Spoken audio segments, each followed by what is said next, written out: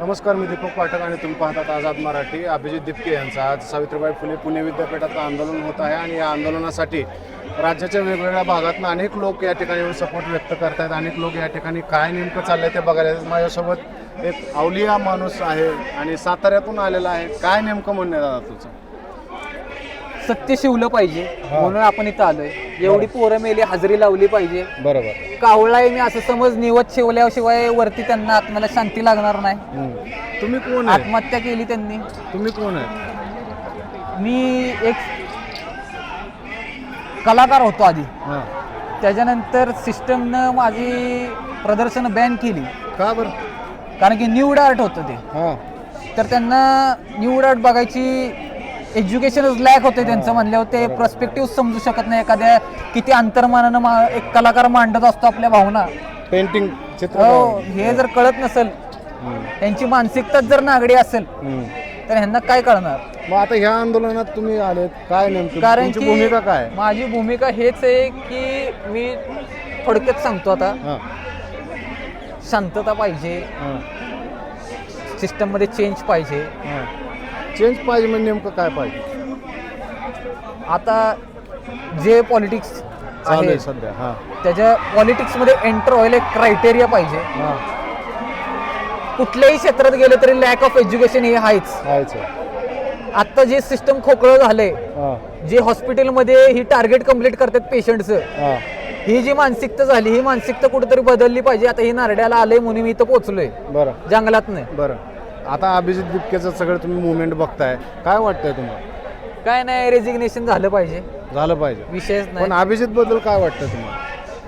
एक वेळा आम्ही बी उभी राहायचा प्रयत्न केला, सगळ्यांनी उभी राहायचा प्रयत्न केला. आता कोणतरी कोणाचा आवाज फुटलाय म्हणून आपण हजेरी लावली, आपल्या इगोमध्ये नाही, काय नाही, काय नाही, हां. याला आपण सपोर्ट केला. हां. एक एक्सपेक्टेशन आहे. आता कसं आहे, ही यंग आहे हां. तर ही माझी भावना जाणणार. कारण की आज माझ्यावर अख्ख्या कुटुंबाचं प्रेशर येतं. हां. माझं मला कळतं इथं काय होतं, हां. म्हणून मी इथं उभी आहे. बरोबर. पण लय काही नकोय. जुरळ म्हणतायत राव. ड्रेनेज मधनं आलोय मी, तर आता स्वतःला असं सिस्टमनं आता एवढं मला त्रास दिला की मी स्वतःला ड्रेनेजवर टाकलं. काय बोलताय? कळलं का? रस्त्यावर पण आता हे जे सगळं चालू आहे आंदोलन वगैरे, हां. वाटतं का तुम्हाला राजीनामा घेतील? मोदी राजीनामा घेतील या लाजा प्रधानांचा? सोडले त्यांनी समजा, पण आता कसं आहे, मला बी सोडायला वेळ लागणार नाही. हां.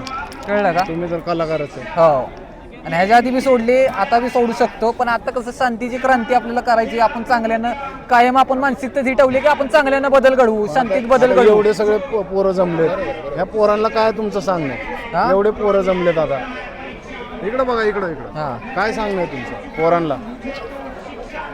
सिस्टम चेंज जर झालं, हां. जर रेग्युलेशन झालं, तर आम्हाला सेल्फ सस्टेनिंग आणि इंडिपेंडंट व्हायला लय इझी जाईल. हां. कळलं का? स्वतःचे विचार मांडायला. आज मी एवढा मोठा कलाकार असतो, पण का तर आपल्याला कधी व्यक्त व्हायचा चान्सच नाही भेटला. तुमचं काय शिक्षण झालं?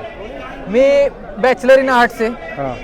आणि post graduate diploma in contemporary art practice. मग ह्या आंदोलनासाठी तुम्ही साताऱ्याहून आले तिकडं का पुण्यातच असताय? नाही नाही नाही, आधी पुण्याला असायचो 5 वर्ष, पण बरं. आता मी साताऱ्यात होतो, तिथनं आलो आपण. वेश जबरदस्त आहे तुमचा. हो. हां? आधी लय चर्चा आहे. चर्चा, हे बघा, चर्चा भरपूर आहे. बोला. अटेन्शन साठी नाही आलो. हां. 24 तास आपण असं राहतो.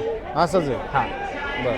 कळलं का? रात्री झोपताना फक्त आपण हे काढतो कधी कधी. हां. ते 24 तास आपलं साधना, ही मॉडर्न साधना म्हणू शकता, परफॉर्मन्स आर्ट आहे. हां. कळलं? त्याग केलाय आपण गोष्टींचा. पायात चप्पल घालत नाही. बरं, ह्या हां? मित्राचा काय तर प्रश्न आहे, विचार मित्र. मला हे विचारायचं आहे, त्यांचा मुद्दा आहे नीटचा, बरोबर?